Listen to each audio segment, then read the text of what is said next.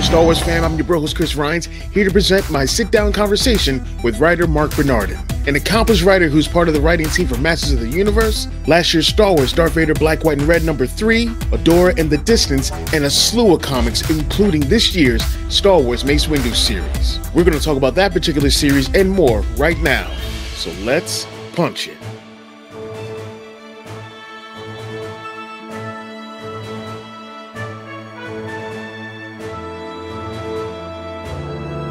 Marc Bernardin, thanks for coming on and hanging out with BROAXIUM, the other hyperfuel. Axiom. The other axiom. So just to start off, I have been enjoying the Mace Windu series. Like, Thank you, man. Been enjoying it a lot. And one of the reasons is, all right, so I'm a viewer skew head. So, you know, I'll watch Fat Man Beyond and Fat Man on Batman. I'll watch the shows. And I know, like, you know, when you guys are reviewing stuff and Kevin's like, yeah, man, it's good and all that, you know, shit like that. It's awesome. And I'm like, Mark, you don't like this. Wait for it. I'm like, here it comes. Here come them daggers. But so I was like, okay, Mark. I'm like, he's doing a Star Wars story. Let's see. I'm like, all right, let's see how it goes. And I'm like, this is really fucking good. It's holding together. I'm like, all right. I'm like, this is dope. This is dope. So yeah, I'm loving what you're doing. If you can comment on this, one of the things I know it took us 42 years before, like in Star Wars, no matter what people think of Rise of Skywalker, that we finally got to see, and this blew my mind. Other people are like, why are you so excited about this? But we had two black people on the screen one time. Now I know that is weird in Star Wars, like at least in live action. At least it used to be. I know it's getting a lot better. It's getting better now. So I love it when like there are other black writers that come on, especially with the comics, because that's like our main thing is that we love to focus on the comics. And like Justina Ireland did it with the Son of Staros book, and with your Mace book. I know it's your character, and it's Azita Cruz, and I just love seeing more than one. I know we had Lando for the longest time, and we had Mace. You know, it was just those two prominent ones. What are your thoughts on that? Like, you know, was this a conscious decision to make sure you, like, you know, not to like fill it with nothing but black people or anything like that, but just to, you know, just to bring more of us in it and show us more interacting within this universe?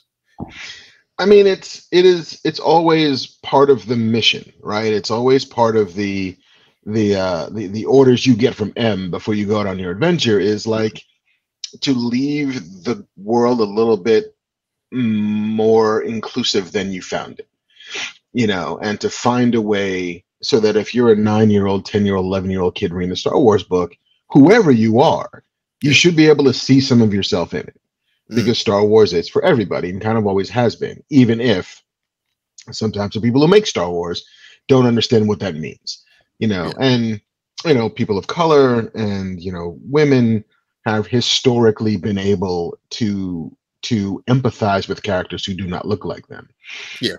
It's the only way that we could find enjoyment in media, if we weren't able to like say, hey, you know what, Ripley is my character in the Aliens movies. Right. Doesn't matter that she's a white person. Doesn't matter she's a lady. Like, she's who I'm writing with because the story's about her, and we can do that because we have to do that. You're right. But it means something when you encounter yourself in a thing that you love. And so, you know, in the Darth Vader story that I did, I was like, listen, Vader's going to be whatever Vader is, and we all know that he's James Earl Jones, so we got black covered. But I was like, what if she's like a Cambodian woman? The secondary character, Lieutenant Sulaco was. And they're like, that's cool. You know, because the universe is broad and wide, and it contains, you know, infinite diversity and infinite combinations. So why couldn't there be?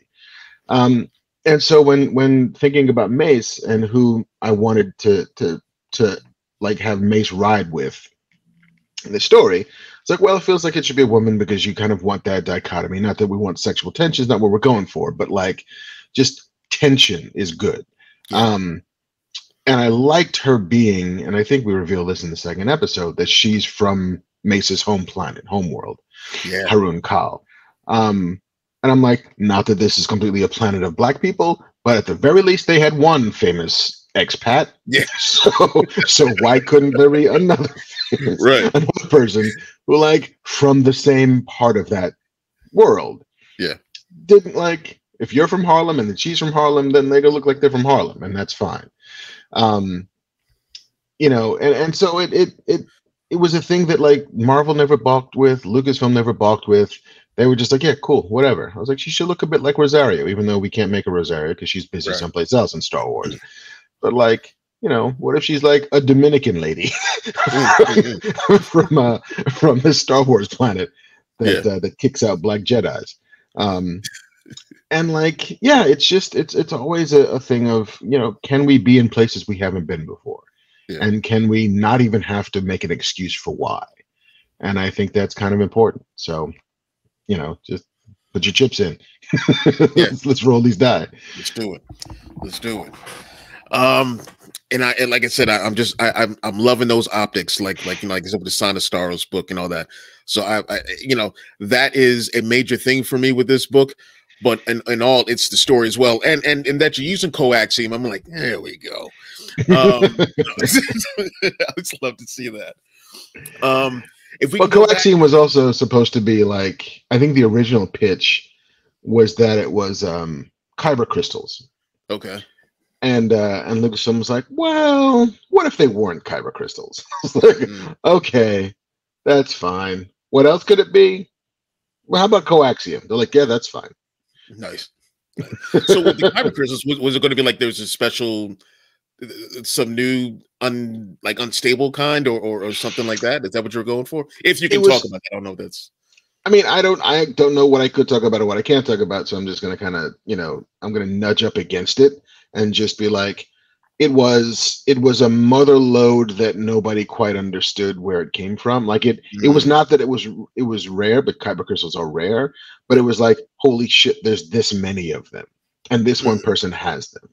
You know, it's like diamonds are rare, but you can go to a store and buy a diamond. But if somebody showed up with a like shopping cart full of diamonds, then suddenly it begins to alter the worth of some of them that you have. It, you know, suddenly there are people who can have their hands on them that shouldn't have their hands on them. All of that stuff. And also, I think when I initially was setting the story, I was like, well, you know, the Sith would want them. They're like, there's no Sith yet. Nobody knows they're Sith yet. I'm like, oh, okay. So I see it. I see the problem here. I mean, Palpatine may, you know, if he gets wind of it, and then the machinations for his battle station or something like that could yeah like there would have been would have had to done some real engineering to that story to make it make sense, and then it became like, then that's what the story's about, and that didn't want to be what the story was about. It's like, let's just have some fun. Let's just do let's do Midnight Run in space, which was always the pitch, to the point where the trade paperback is called the Twilight Run. Which I was like, what about that? They're like, fine. It's like, you can have it. Just we're not even just trying to fighting you on this stuff. So when it came to the story, was it more like, did Marvel ask you to write something, or did you have an idea and then you went to Marvel Lucasfilm about this? It began with the Darth Vader thing. Like, Darth Vader was the Black, White, and Red anthology story that I did. They approached me and asked me if I wanted to write one, and I said, well, duh, it's Darth Vader. Of course I want to write one. Right. And then that went well enough, I think. I think they enjoyed working with me. I liked working with them. And they're like, hey, well, we have this other thing. We want to do a Mace miniseries pegged to the anniversary of Phantom Menace. And do you want to pitch it? Like, give us some ideas of what you do with it. So I sent them like 4 or 5 different springboards, they call them. Just like 2 or 3 paragraph, 2 or 3 sentence. Mace does this, is after this, comes into conflict with them. You know, Mace learns this, Mace, whatever that is. And they're like, okay, let's do that one. Cool, but it can't be Kyber crystals, and it can't be this. And you know, a couple of changes to it. But it's like, yeah, they approached me about it, which is always flattering. It's always nice to, like, be in that conversation and have somebody ask you Like, not can I do this thing, but would you like to do this thing? It's like, yeah, I'll find a way to do that thing. Yeah. All they have to do is say, "Would you like to?" I'm like, "Sure." What? Yeah, You got me. I almost don't need more details. Would I like Yeah. to? Yes, I would.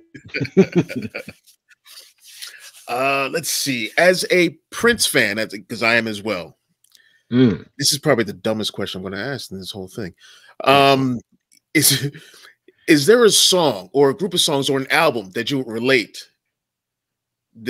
your Mace series to? I mean, we meet our overarching bad guys at the end of 2. Dia and Muro, who are they're travelers, they're dusk weavers of the Hadley Path. And I feel like if there's a thing that begins to jive with it, I think it's Beautiful Ones.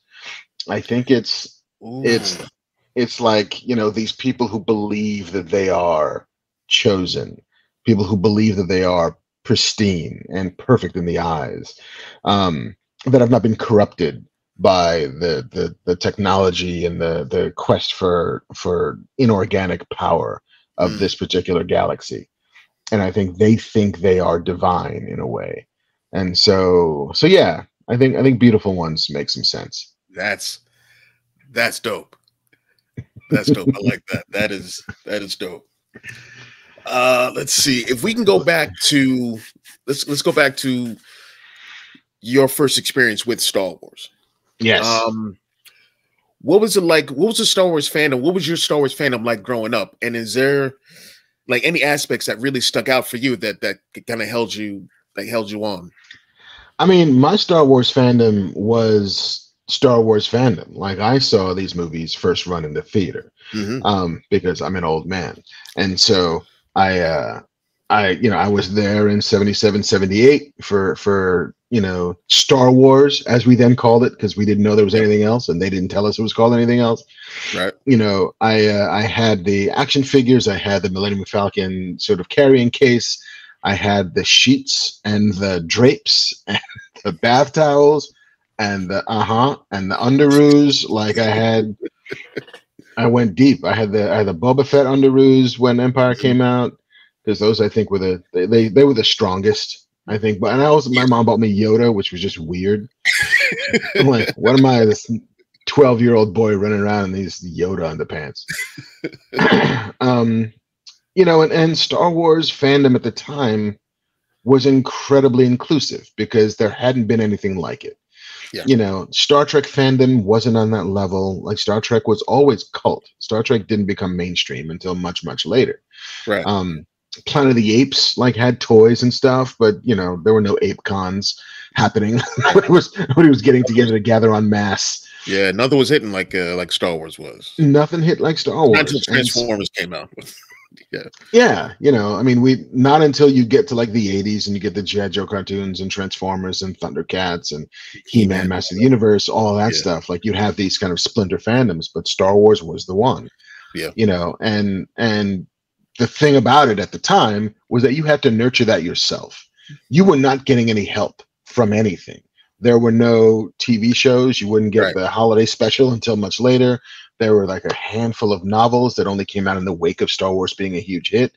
And one of them was a novelization of the movie, which was huge, because how else were you going to relive the movie without the novelization? Marvel was doing the comics and Splinter Mind's Eye and whatever. But like, you had to love it in the absence of reaffirmations of that love. Yeah. Unlike now, like, if you're a Star Wars fan now, like, there's nothing but ways for you to exercise that love. There's nothing but opportunities. Like, I don't play video games. You could do that for months and months and months and still not tap the bottom of it. Novels and comic books and TV series and 9 movies, 12 movies, whatever you want to consider that the maximum part of that opus. Yeah. It's all there for you. You can dive and swim in, and you can just spend eons in. Wasn't that way in the 70s. Like, you were just like cramming dolls together and like, oh, we had so long, be Luke Skywalker, and we just go, you're not my father, damn it. Right. That's all you had. You know, and so I think that, and because it was so scarce, our love for it and our love for each other who also loved it was strong. You know, Yes. because if you spotted another person out in the wild, you know, who betrayed some level of Star Wars fandom, like you had a bonded blood brother for life, right? Like we Yep. are of the same. Yeah. And the fandom did the thing that fandoms tend to do, which is once what had been small becomes large, it finds ways to become small again. Yeah. You know, it's like it's just us kids, right? We're the ones who love it. We were the OGs. We were here first. Great. Then, you know, Mark Hamill's on the Tonight Show. My mom knows who Chewbacca is, and like suddenly becomes like what used to be small and intimate and close has become large. And Yeah. then the fandom has a way of being like, but you're not real fans because you weren't there at the beginning. You weren't here at the start of it. It was this for me, and so I will find ways to, you know, turn on ourselves and suddenly start to gatekeep what fandom is and start to decide who can be real fans, start to decide what real fandom looks like, and find reasons to make people who come to it genuinely feel bad for wanting to be a part of it. And we see it like every 10 years or so, you know, and we hit it hard with, you know, the sequel trilogy. We hit it hard with Finn, and we hit it hard with Rose, and we hit it hard with like, this is not my Star Wars, you know, and it always saddens me because I remember how difficult it was to be that fan. And now you have everything you want and you're inventing reasons to find ways to be exclusionary. Yeah. It's bananas to me. Yeah. You know, it's the like, remember when all you ever wanted was for like a lady person to want to play Star Wars with you? Why would you not invite said lady person to play Star Wars with you? It's the dream, man. Right. Like, Right. Don't be an asshole. Like, I don't get it. Like this is the outside of the world as we know it. This is kind of the world that I wanted to live in, as far as I can't throw a rock without hitting a Star Wars release anymore. Like I get it every week with the comics, or every few months with a novel, or the TV series. You know, we got Bad Batch going on right now. They just announced Acolyte, for the trailer for that and all that stuff, and coming out in June 4th. We've got a damn holiday for May 4th, you know, for Star Wars, and a whole bunch of things happen, and there's events going on and whatnot. And there's so many different things to watch and to envelop yourself in, where if someone likes the prequel trilogy, and I loved it. I love the prequel trilogy. It's you know, it's Star Wars. I'm very much non-biased with that. Like, it's Star Wars, I'm in.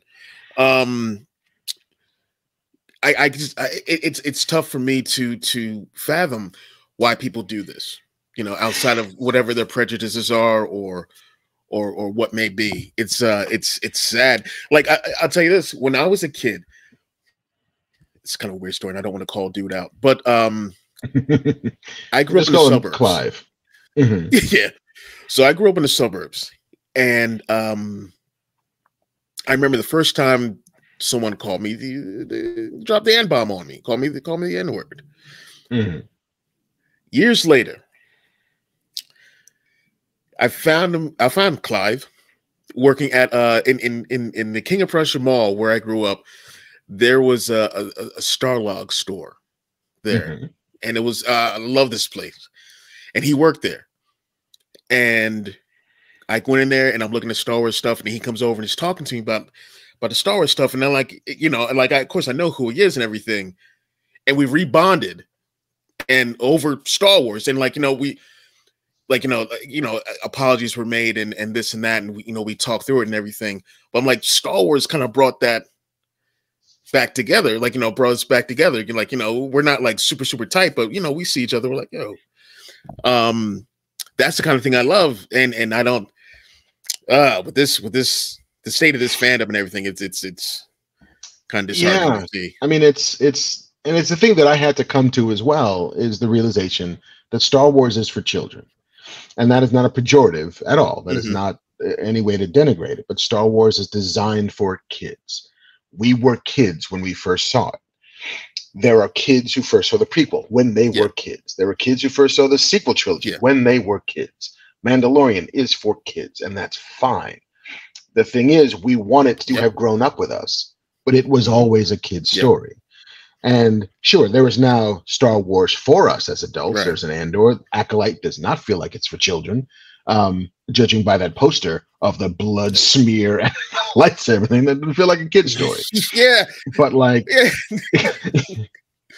Yeah. I don't know. Maybe it's jam for all I know. It's just strawberry jelly. Yeah, they love strawberry jam and peanut butter sandwiches in the High Republic. Smuckers brings you the High Republic. But that feeling that, you know, this isn't quite for us anymore because it's not the way we feel about the thing we saw first is real. And so the tendency to then blame or dislike that generation who loves that version of it that you don't is also real for no reason, really. Just like, oh, you like that thing that I hate? Then what are you talking about?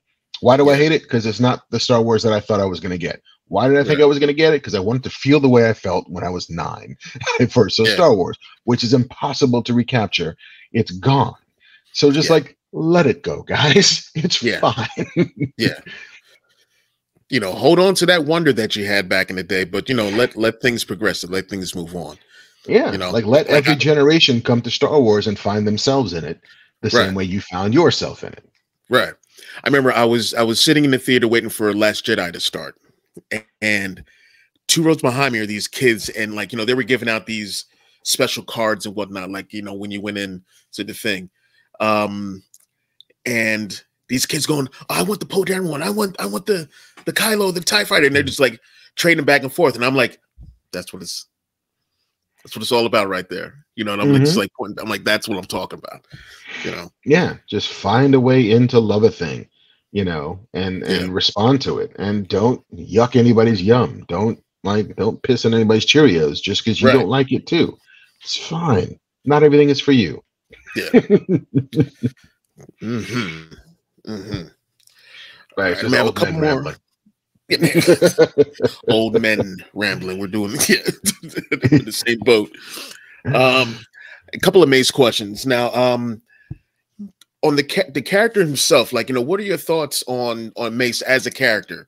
I don't know. I don't know if you kept up with the Clone Wars, you know, animated series and all that stuff, and like seeing how they'll delve a little bit deeper into the character. And I know that he's got a bad rap with some fans because he's too hard on Anakin, because he was the only one that was like, that kid. Yeah.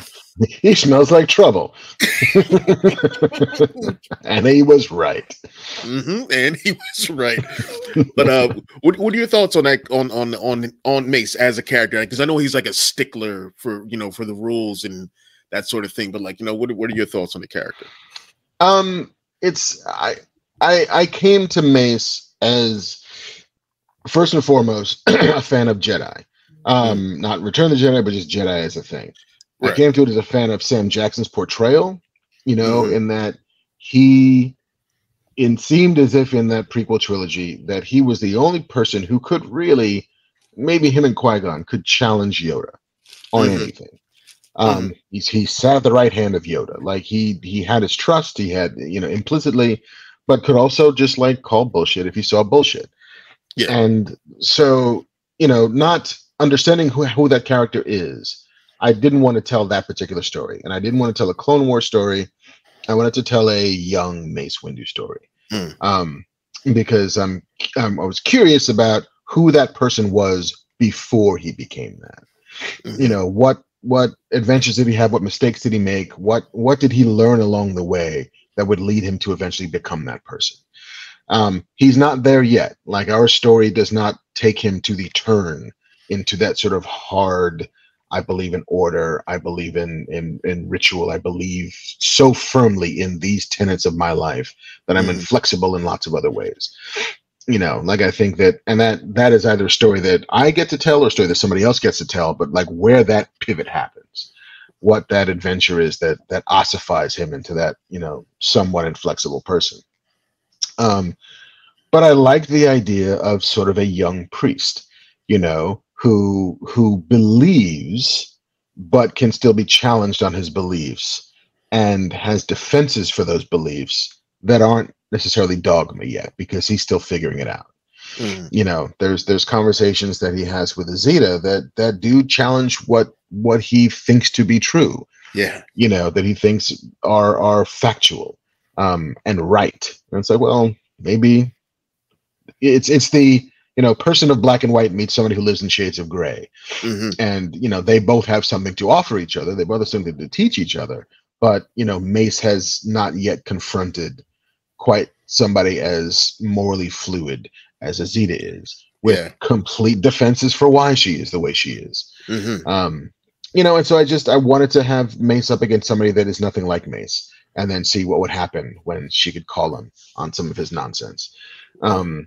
You know, but I've always liked that idea, you know, and always been interested in that idea of people who are called to a thing, you know, and are willing to, it's the military, it's the priesthood, you know, it's lawyers, the idea that like, I answer to a higher power, I follow orders. And those orders are from somebody that I don't question because I believe. You know, if you believe in the law, you know, if you're Daredevil and you believe in the law, then what happens when the law is broken? You know, what does that do to you? If you believe in you know, the Pope and the Holy Roman Catholic Church, how do you reconcile what happens with, you know, child, you know, any number of different kinds of crimes against children? Like, how do you reconcile that? How do you reconcile it as a soldier if you're working for a government or a country or whatever who is doing like not great things in the world? And so trying to put Mace in that world and that mindset of like, I believe that what I'm doing is right, but there's somebody here who's like, but is it? Right. But is it? Yeah, I like that. And I love that conversation that we're having, because I was like, she got you there, bro. Like, just you know, all right, man. Yeah. So you just had an interview with a couple of friends of mine, Kerwin and Keith Yard from Father Son Galaxy. So adorable. Yeah, I love them. They're great people. And they're local. They like we're good friends. And you had said something that I am not on the fence about. I'm like, I don't know. And that is, you think Mace is still alive? According to the rules of science fiction that have been laid down to me, if I don't see a body, and hell, even if I do see a body, that does not have to mean that person is dead. You know, I saw Wrath of Khan when I was like 12 years old, 13 years old. And I was like, oh, Spock's dead, right? No, not at all. Yeah. Science fiction will always find a way. And so all I saw was that dude's sparkly body flying off into the Coruscant night. Never saw him land. Never saw anybody found the body. Never saw a headstone. Never saw a gravesite. Hell, even if I do see those things, doesn't mean anything. Nick Fury is standing over Nick Fury's grave at one point. That is true. That's true. You know, I'm on the fence with that, because I'm like, he was so high up, he's probably still falling.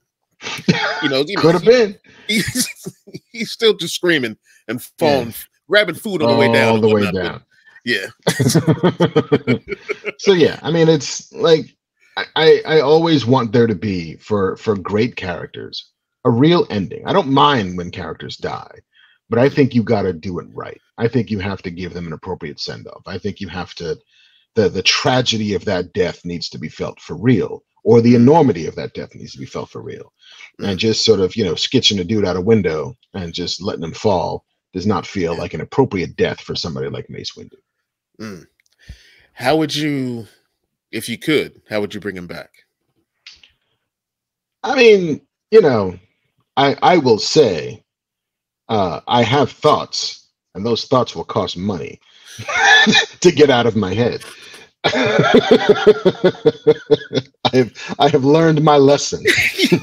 Stop giving away things for free. Yeah, don't give away the ideas. Word.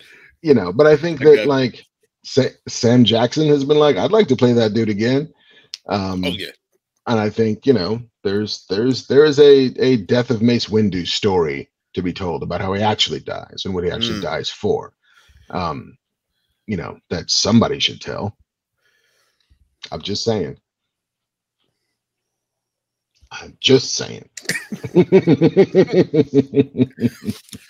All right, so we're going to wrap this up, and then I want to ask got a couple things. If you could do another Star Wars story, or write about a particular character, who would you want that to be?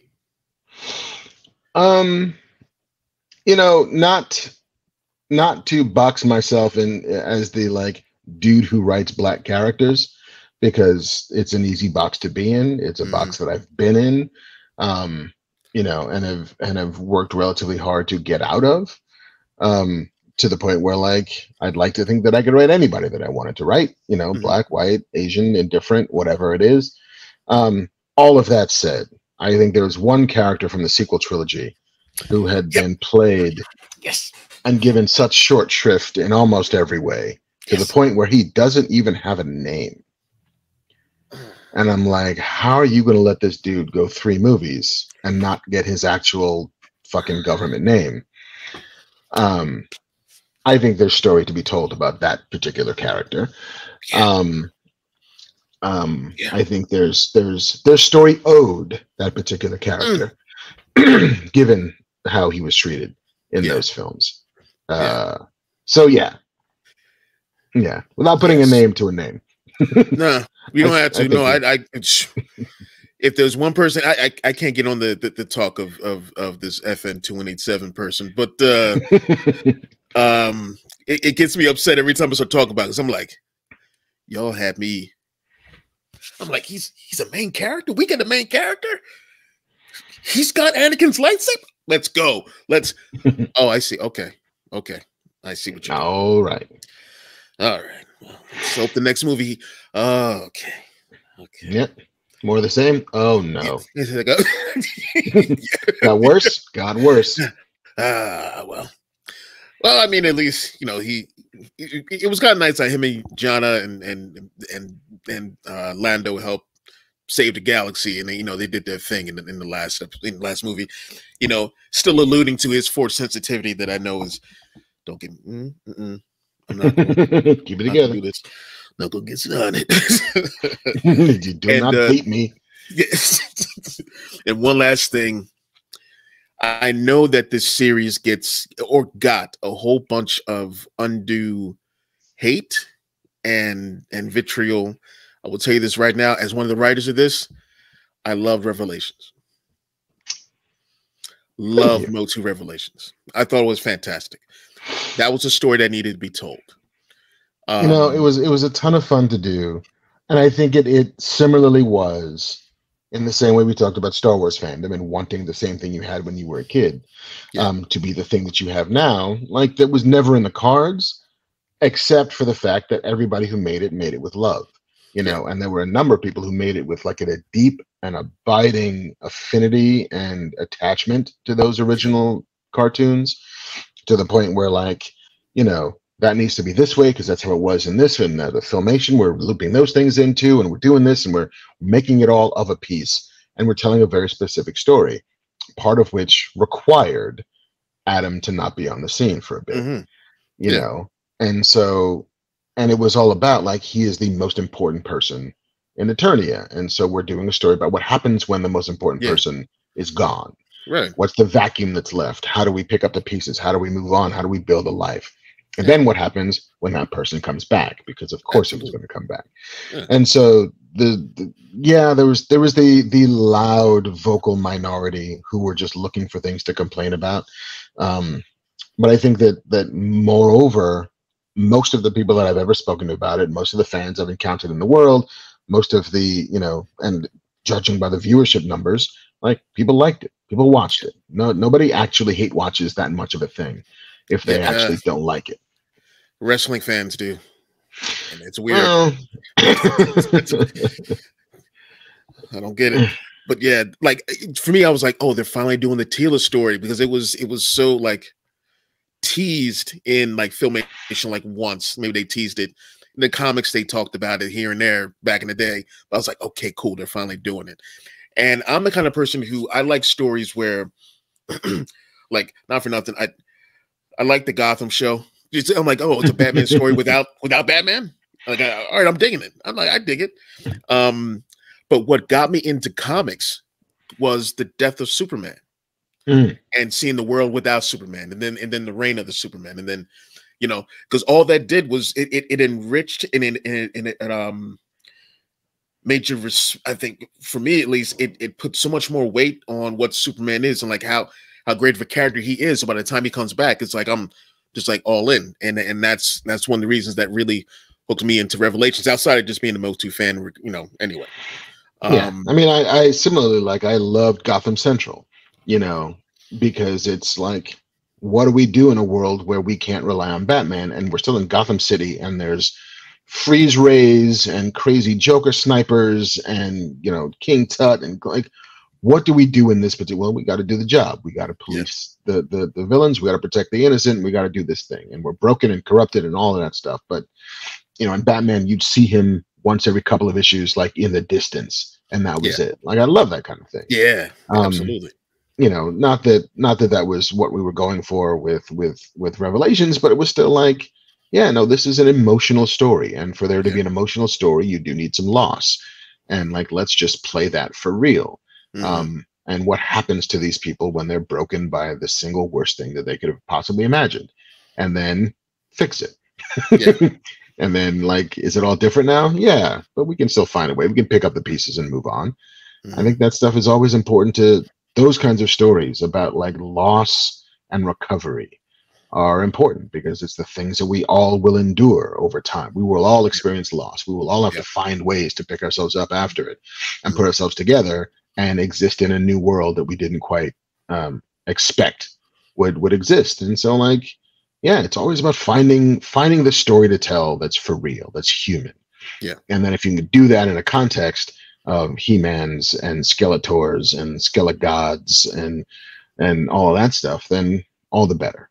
Absolutely. Mark, thank you so much for taking the time to talk with me and being on the BROAXIUM Ultra. Something. on the BROAXIUM channel. Before we roll out, I want you to tell everyone where they can find you. I am Instagram and Blue Sky and Threads, I guess is the thing. At Marc Bernardin at all of those places. I do not spend very much time on Twitter, currently known as X or whatever. Like, Twix. I'm not Twix. I'm not interacting with people there. Like, I occasionally check and see what the feeds are doing, but I'm like, that is not a place, if you want to shout out and say hey, that you'll find me saying hey back. Gotcha. Awesome. Thank you so much, man. And will you be at Chronicon this year? You going to that? I've been told I'm going to that. Kevin's like, you'll be there, right? And I guess I'll be there. We need to work out some logistics, right? But it's on my calendar. Details TBD. Sweet. All right, again, Mark, thanks so much, man. Thank you. No, my pleasure. Thank you. Path to the Alderaan system. Yes, indeed. If it's a fast ship. Never heard of the Millennium Falcon. Should I have? It's the ship that made the castle run in less than 12 parsecs.